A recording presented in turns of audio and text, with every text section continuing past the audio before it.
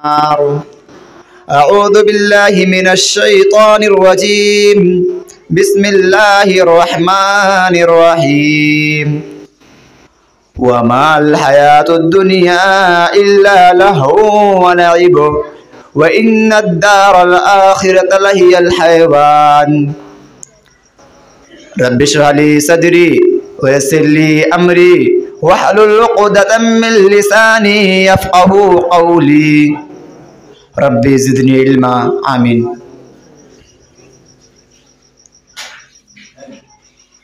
सामीन किराम, अजीज़ साथियों, होनहार बच्चे, नौजवानों और बुज़ुर्गों, ख़वातीन हज़रात, माँ और मेरी प्यारी बहनें,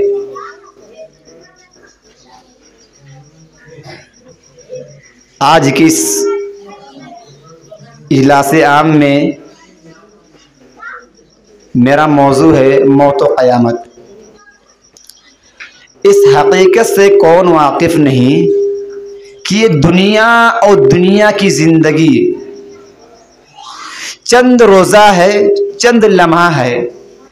इंसान इस दुनिया में एक मुक़र्रर मुद्दत के लिए पैदा किया जाता है और अपनी मुक़र्रर मुद्दतुल उम्र गुजार देने के बाद इस दुनिया से रुखसत हो जाता है, इस दुनिया से चला जाता है, इस दुनिया से मर जाता है। इंसान इस दुनिया में आया है तो उसकी मौत आनी है। इंसान 60 साल, 70 साल, 80 साल, 100 साल और उससे ज़्यादा भी हो सकते हैं, उसके बावजूद उनकी मौत आनी है। मेरे अजीज साथियों, अल्लाह रब्बुल आलमीन ने इरशाद फरमाते हैं कुरान मजीद के अंदर, वमल हयातुद दुनिया इल्ला लइबुन वलद दारुल आखिरतु खैरुल लिल्लज़ीना यत्तक़ून, कि दुनिया की जिंदगी कुछ नहीं है मगर एक खेल, दिल का बहलावा। असल जिंदगी का घर तो दार आखिरत है, आखिरत का घर है, आखिरत का मकाम है। और अल्लाह रब्बुल आलमीन सूरह अनआम में इरशाद फरमाया, वमल हयातुद दुनिया इल्ला लइबुन वलद दारुल आखिरतु खैरुल लिल्लज़ीना यत्तक़ून, कि दुनिया की जिंदगी तो एक तमाशा है, एक खेल है, हकीकत में आखिरत ही का मकाम उन लोगों के लिए बेहतर है जो परहेजगार हैं, जो इबादत गुजार है, जो अल्लाह रब्बुल आलमीन की इबादत में लगे हुए हैं, जो नमाज पढ़ते हैं, जो कुरान की तिलावत करते हैं, जो अज़कार व इस्तिग़फ़ार करते हैं, जो अल्लाह रब्बुल आलमीन से अपने माफी की दुआ करते हैं। हकीकत में आखिरत ही का मकाम उन लोगों के लिए बेहतर है। इंसानी जिंदगी का खात्मा यानी मौत कुदरत का वटल कानून है जिससे कोई भी मुस्तस्ना नहीं, चाहे वो नबी हो, रसूल हो, वली हो, कुतुब हो, शाह हो, गधा हो, अमीर हो, गरीब हो, काला हो, गोरा हो, अरबी हो, अजमी हो, आका हो, गुलाम हो, लड़का हो, लड़की हो, बच्चा हो, नौजवान हो, बूढ़ा हो, सारे पर यानी सब पर मौत आनी है। अल्लाह रब्बुल आलमीन ने कुरान मजीद के अंदर इरशाद फरमाया, कुल्लु नफ्सिन ज़ाइक़तुल मौत, हर नफ्स को मौत का मजा चखना है।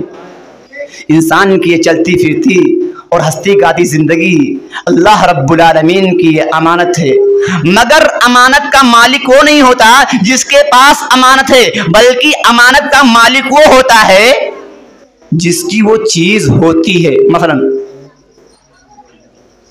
मिसाल के तौर पर अगर मैं किसी से कलम मांग लूं, किसी से पेन मांग लूं और वो कलम पेन मेरे पास है, तो चाहे मैं उससे हिंदी लिखूं, अरबी लिखूं, इंग्लिश लिखूं, कुछ भी लिखूं, मगर मैं कलम का मालिक नहीं रहूंगा। कलम का मालिक वो होगा जिसकी वो चीज है, जब मुझसे चाहेगा मांग लेगा, जब मुझसे चाहेगा वापस ले लेगा। यही हाल जिंदगी का है। ये अल्लाह रब्बुल आलमीन की अमानत है।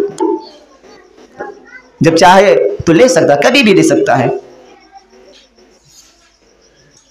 हम आए दिन इस जिंदा हकीकत का मुशाहिदा करते रहते हैं कि जो लोग चेहरे पहनकर जिंदगी गुजारते हैं फटा पुनारा पहन कर जिंदगी गुजारते हैं, मौत उन्हें भी आती है। और जो लोग शहाना लिबास पहनकर इंतहाई ठाट बाट की जिंदगी गुजारते हैं, मौत उन्हें भी आती है। और जो लोग फुटपाथों पर लेटकर अपनी रातें काटते हैं, मौत उन्हें भी आती है। और जो लोग फर्श मखमल पर रहकर सोकर जिंदगी गुजारते हैं, मौत उन्हें भी आती है। और जो लोग अपने इलाज के लिए चंद रुपए खर्च करने की इस्तेताअत नहीं रखते, ताकत नहीं रखते, मौत उन्हें भी आती है। और जो लोग अपने इलाज के लिए, सेहत और शिफा हासिल करने के लिए, तंदुरुस्ती के लिए इतना पैसा खर्च कर डालते हैं, फिर भी मौत उन्हें नहीं छोड़ती, मौत उन्हें आ दबोच लेती है। मेरे अजीज साथियों, मौत से किसी का छुटकारा नहीं है।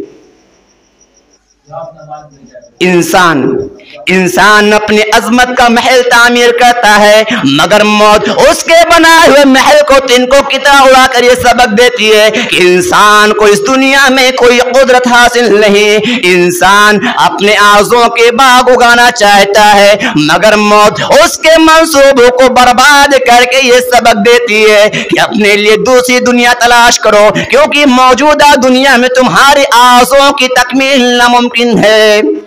इंसान जिंदगी चाहता है, मगर बहुत जल्द उसको मालूम होता है कि आने वाला दिन जिस चीज का इंतजार कर रहा था वो एक सुनसान कब्र थी, ना कि इज्जत और तरक्की की रौनकें। इंसान अपने बच्चों के मुस्तकबिल की खातिर अपना सब कुछ लुटा देता है, अपना सब कुछ गवा देता है, इससे पहले कि अपने बच्चों की मुस्तकबिल को देखकर खुश हो, खुद ही अपने मुस्तकबिल की तरफ हाँक दिया जाता है।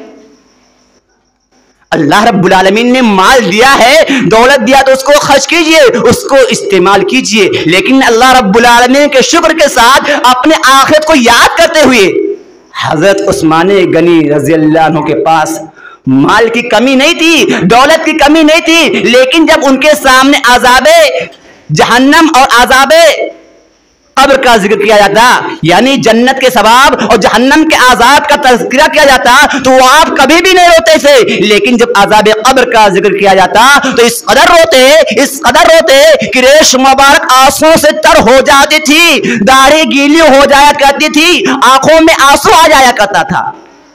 जब उनसे सवाल किया जाता था कि जब जन्नत के सवाब और जहन्नम के आजाब का तज़किरा होता है, मगर आप उस पर इस कदर नहीं रोते जितना आप कब्र को देखकर रोते हैं, आखिर इसकी वजह क्या है? तो उन्होंने कहा कि अल्लाह रब्बुल आलमीन के नबी जनाब मुहम्मदुर रसूलुल्लाह सल्लल्लाहु अलैहि वसल्लम इरशाद फरमाते हैं, इन्नल क़ब्र अव्वलु मंज़िल मिन मनाज़िल आखिरति फ़इन जा मिन्हु फ़मा बादुहु वयसरु मिन व इल्लम युंजा मिन्हु फ़मा बादुहु वशद्दु मिन।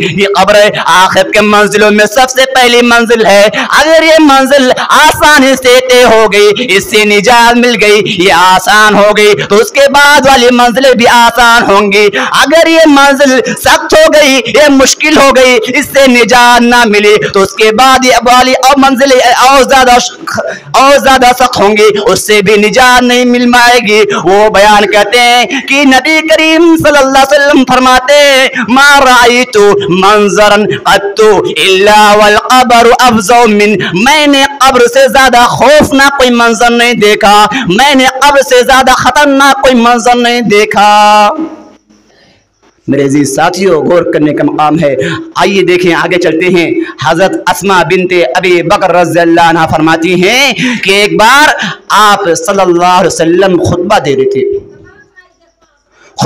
रहे थे और आप इस तरह बयान किए फितने कब्र के अजाब के बारे में कि लोग दहाड़े मार मार कर रोने लगे, उस बयान की वजह से चीखने लगे, चिल्लाने लगे, चिल्लाहट मच गई, चिंघाड़ने लगे। हजरत अस्मा बिनते अबी बकर रज़ियल्लाहु अन्हा कहती हैं कि उस शोर की वजह से, उस चिल्लाहट की वजह से मुझे आखिरी जुमला समझ में नहीं आता कि आप सल्लल्लाहु अलैहि वसल्लम क्या फरमा रहे थे, क्या कह रहे थे। तो मैंने अपने करीब एक आदमी से पूछा, अपने जानिब एक आदमी से पूछा कि आप सल्लल्लाहु अलैहि वसल्लम क्या फरमाए थे। फरमा रहे थे, तो उन्होंने कहा कि आप सल्लल्लाहु अलैहि वसल्लम फरमाया कि क़द ऊहिया इलैया अन्नकुम तुफ्तनूना फिल क़ुबूर क़रीबन मिन फितनति दज्जाल, कि मेरी जानी मोही की गई है कि तुम लोग फितने दज्जाल से पहले फितने कब्र में मुब्तला किए जाओगे। अजीज साथियों, कोई दिन ऐसा नहीं गुजरता कि कब्र ये ना कहती हो कि मैं बेगानगी का घर हूं, मैं तन्हाई का घर हूं, मैं कीड़े मकोड़े का घर हूं, मेरे पास कुछ नहीं है, मेरे पास अंधेरी ही अंधेरी है, मेरे पास आना तो रोशनी का इंतजाम करके आना, मेरे पास आना तो सारी चीजों का इंतजाम करके आना। अगर खाली हाथ आए तो बड़ी पछतावा होगा। जब मोमिन बंदा कब्र में दफन किया जाता है तो कब्र उससे कहती है तेरा आना मुबारक हो, तेरा आना मुबारक हो। जो लोग मेरे पुश्त पर चलते थे उनमें तुम मेरे नजदीक सबसे ज्यादा महबूब था, सबसे ज्यादा प्यारा था, सबसे ज्यादा अजीज था, सबसे ज्यादा अच्छा था। अब जब कि तुम मेरे पास आ गया है, मेरे हवाले किया गया है, तो देखना कि मैं तेरे साथ कितना अच्छा सलूक करती हूँ। उसके बाद कब्र इस तरह खुशादा कर दी जाती है, इस तरह को खुशादा कर दी जाती है और जन्नत का दरवाजा खोल दिया जाता है। लेकिन जब फासिक और काफिर बदकार शख्स कब्र में दफन किया जाता है तो कब्र उससे कहती है तेरा आना ना मुबारक हो, तेरा ना मुबारक हो। जो लोग मेरे पुश्त पर चलते थे उनमें तुम्हें नजदीक सबसे ज्यादा मबगूस था, सबसे ज्यादा बुरा था, सबसे ज्यादा बदबख्त था, सबसे ज्यादा बदनसीब था। अब जबकि तुम मेरे पास आ गया है, मेरे हवाले किया गया है, तो देखना कि मैं तुझको किस तरह सजा देती हूँ। उसके बाद कब्र इस तरह तंग कर दी जाती है, इस तरह नजदीक कर दी जाती है कि दाएं तरफ की पसलियां बाएं तरफ की पसलियों में घिसने लगती है और उस पर 99 अज़दहे मुसल्लत कर दिए जाते हैं। यानी उसको अजाब देने के लिए 99 सांप मुसल्लत कर दिए जाते हैं, जिनका हाल ये होता है कि वो अगर जमीन पर एक फूंक मार दे तो कयामत तक जमीन पर कुछ ना उगे। वो अज़दहे, वो सांप उसे मुसलसल डसते रहते हैं, काटते रहते हैं और कयामत तक डसते रहेंगे।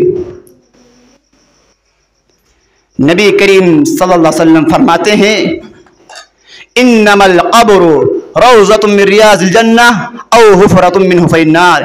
कब्र जन्नत के बागों में से एक बाग है या दोज़ख के गढ़ों में से एक गढ़ा। यानी कब्र बेज़ात खुद ना जन्नत का बाग है ना दोज़ख का गढ़ा। इंसान का अमल ही अपने कब्र को जन्नत का बाग या दोज़ख का गढ़ा बनाता है। अगर इंसान अच्छा काम करता है, नेक काम करता है और लोगों को नेक कामों की तरफ दावत देता है, नमाज पढ़ता है, तो कब्र उसके लिए जन्नत का बाग बन जाती है। और इंसान अगर बुरा काम करता है, बुरे कामों में मशगूल रहता है, मगन रहता है, मसरूफ रहता है, तो कब्र उसके लिए दोज़ख का गढ़ा बन जाती है। आप सल्लल्लाहु अलैहि वसल्लम फरमाते हैं जब मुर्दा कब्र में दफन किया जाता है तो उसके पास 2 फरिश्ते आते हैं। कितने? 2 फरिश्ते आते हैं जिनका रंग काला और आंखें नीली होती हैं। उनमें से एक को मुनकर और दूसरे को नकीर कहते हैं। वो मुर्दा से 3 सवालात करते हैं। कितने? 3 सवालात। वो मुर्दा से 3 सवालात करते हैं। पहला सवाल मन रब्बुका, तुम्हारा रब कौन है? तुम्हारा रब कौन है? मा दीनुका, तुम्हारा दीन क्या है? मन नबियुका, तुम्हारे नबी कौन है? अगर नेक बंदा होता है, परहेजगार बंदा होता है, इबादत गुजार बंदा होता है, तो सवाल के जवाब में कहता है रब्बी अल्लाह, मेरा रब अल्लाह है। और दूसरे सवाल के जवाब में क्या कहता है? मेरा दीन इस्लाम है। और इसी तरीके से तीसरा मेरे नबी जनाब मोहम्मद रसूलुल्लाह सल्लल्लाहु अलैहि वसल्लम है। लिहाजा उसके लिए जन्नत का फर्श, जन्नत का लिबास अता किया जाता है और जन्नत का दरवाज़ा खोल दिया जाता है और उसकी वो कब्र में दफन किया जाता है। फरिश्ते उसको सुला देते हैं, कहते हैं तुम सो जाओ, अब यहाँ आने के बाद वापसी का कानून नहीं है। वो आराम से सो जाता है। और अगर बुरा होता है, इबादत गुजार नहीं होता है, बदबख्त होता है, बदकार होता है, तो वो सवाल के जवाब में कहता है हा हा लादिरी है अफसोस, मैं कुछ नहीं जानता। लिहाजा उसके लिए भी हुक्म होता है कि कहते हैं दोज़ख का लिबास, यानी कहते हैं लिबास और बिस्तर लगा दो और जहन्नम का दरवाज़ा खोल दो। चुनांचे उसके लिए भी जहन्नम का दरवाज़ा खोल दिया जाता है। मेरे अजीज साथियों, गौर करने मकाम है। टाइम ख़त्म हो गया है। अब आखिर में अल्लाह रब्बुल आलमीन से दुआ गो हूँ, ए बर अल्लाह तो हमें अज़ाब क़ब्र से बचा, और जब तक हम जिंदा रहे इस्लाम पर, जब हमारा खात्मा हो तो ईमान पर हो। आमीन। व आखिर दावाना अल्हम्दुलिल्लाहि रब्बिल आलमीन। अस्सलामु अलैकुम।